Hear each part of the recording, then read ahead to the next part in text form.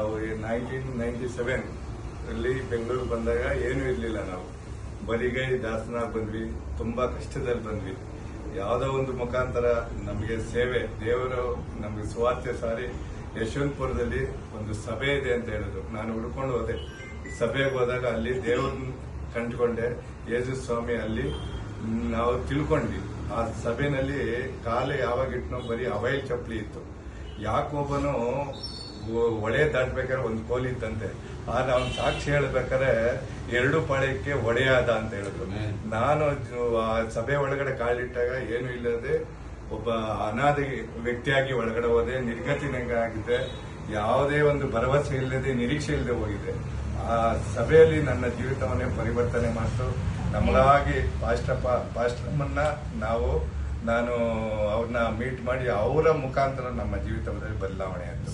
ಇಲ್ಲಿ ಹೋಗಿ 25 ವರ್ಷ ಆಯಿತು. ನಮ್ಮ ಜೀವಿತದಲ್ಲಿ ಉನ್ನತವಾಗಿ 1,000 ರೂಪಾಯಿಲಿ ಇದ್ದವನು 2,000 ರೂಪಾಯಿ, 5,000 ರೂಪಾಯಿ, 50,000 ರೂಪಾಯಿ, 1 ಲಕ್ಷದಲ್ಲಿ ಬಂದು ಇವತ್ತು ಕೋಟಿಗಟ್ಟಲೆ ಸಂಪಾದನೆ ಮಾಡುವಂತ ಶಕ್ತಿ.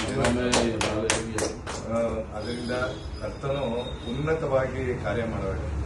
ಮುಖ್ಯವಾಗಿ ನನ್ನ ಸಭೆಯನ್ನು ನಾವು ನೆನೆಸ್ಕೋಬೇಕು. ಇವತ್ತು ನಮ್ಮ ಸಭೆ ನನ್ನನ್ನು ಈ ಮಟ್ಟಕ್ಕೆ ತಂದು ನಿಂತ್ಕೊತು.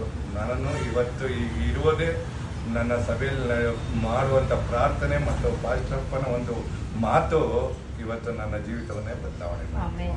ಅದರಿಂದ ಮೊದಲನೇದಾಗಿ ಈ ಸಭೆಗೆ ಬಂದಂಥ ಪಾಸ್ಟಪ್ಪ ನಮ್ಮ ಮಾರಿಸ್ರನ್ನ ಅವರು ಒಂದೊಂದನ್ನು ಸಹ ಅವರ ಆಶೀರ್ವಾದ ನಮ್ಮಲ್ಲಿ ಇರೋದ್ರಿಂದ ನಾವು ಉನ್ನತವಾಗಿ ಇವತ್ತು ಬೇರೆಯವ್ರಿಗೆ ಸಾಲ ಕೊಡುವಂತ ಮಟ್ಟಿಗೆ ನನ್ನನ್ನು ದೇವರು ನಿಲ್ಲಿಸಿದ್ದಾರೆ.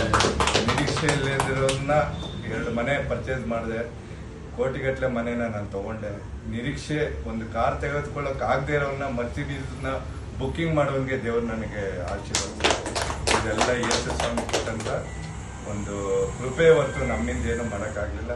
ಸೆಕೆಂಡ್ ಆಗಿ ಕರ್ತನು ನಿರ್ಮಿಸಿದಂಥ ಸಭೆಯಲ್ಲಿ ನಾನು 1 ವಾರನೂ ತಪ್ಪಿಸ್ದಂಗೆ ದೇವರಲ್ಲಿ ಇರೋದು ಮತ್ತು ಆ ಸಭೆಯಲ್ಲಿ ನಡೆಯುವಂಥ ಒಂದು ಪ್ರಾರ್ಥನೆ ನಮ್ಮ ಜೀವಿತದಲ್ಲಿ ಬದಲಾವಣೆ ಮಾಡ್ತು.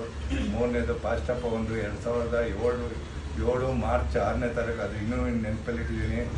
ಆ ಒಂದು ದಿವಸ ಪ್ರಾರ್ಥನೆ ಮಾಡಬೇಕಾದ್ರೆ ಹೇಳಿದ್ರು, ನನ್ನ ಸಭೆಯಲ್ಲಿ ಇರೋರೆಲ್ಲ ದೊಡ್ಡ ಕಾರಲ್ಲಿ ಬಂದು ಹೋಗ್ಬೇಕು ಅಂತ ಅದನ್ನು ಮಾಡಿದ್ರು. ನಾನು ಅದನ್ನೇ ಇಟ್ಕೊಂಡೇ ಬಂದೆ.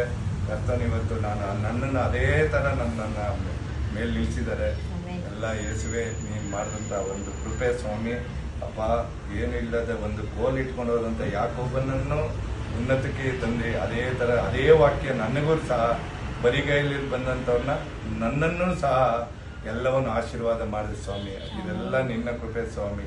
ನಮ್ಮ ಪ್ರಾಣ ಆತ್ಮ ಇರೋವರೆಗೂ ಕರ್ತನೆ ನಿನ್ನ ನಾಮದಲ್ಲೇ ನಾವು ಬದುಕ್ತೀವಿ, ನಿನ್ನ ಹೆಸರಲ್ಲೇ ಇರ್ತೀವಿ ಸ್ವಾಮಿ. ಎಲ್ಲ ಯೇಸು ನಾಮದಲ್ಲಿ ಕೇಳ್ಕೊಳ್ತೀವಿ. ಇವಾಗ ನೀವು ಇದನ್ನ ಏನಂತ ಓಪನ್ ಮಾಡಿದ್ದೀರಾ? ಓನ್ಲಿ ಪ್ರಾಪರ್ಟೀಸ್, ಗ್ರೇಸ್ ಪ್ರಾಪರ್ಟೀಸ್ ಅಂತ ಲೇಔಟ್ಗಳು.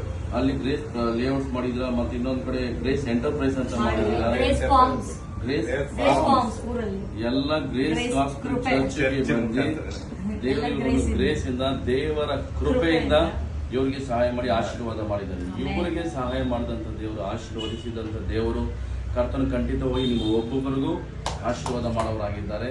ದೇವರು ನಿಮ್ಮನ್ನು ಆಶೀರ್ವಾದ ಮಾಡಲಿ. ಇನ್ನೂ ಇವರನ್ನು ಹೆಚ್ಚಾಗಿ 1 ಕೋಟಿ 2 ಕೋಟಿ ಅಲ್ಲ 106 ಕೋಟಿ ದೇವರು ಇನ್ನು ಆಶೀರ್ವಾದ ಮಾಡಲಿಕ್ಕೆ ಇದ್ದಾರೆ, ಬರ್ತಾ ಇದೆ. ದೇವರು ಅದನ್ನು ಕಳಿಸಿದ್ದಾರೆ. ನೀವು ಯೇಸು ಕ್ರಿಸ್ತನನ್ನು ನಂಬಿ ಬನ್ನಿ. ಕೃಪಾ ಸುವಾರ್ತಾಲಯ ಗ್ರೇಸ್ ಗಾಸ್ಪೆಲ್ ಚರ್ಚ್ ಯಶವಂತಪುರಕ್ಕೆ ಬನ್ನಿ. ದೇವರು ನಿಮ್ಮನ್ನು ಆಶೀರ್ವಾದ ಮಾಡಿ.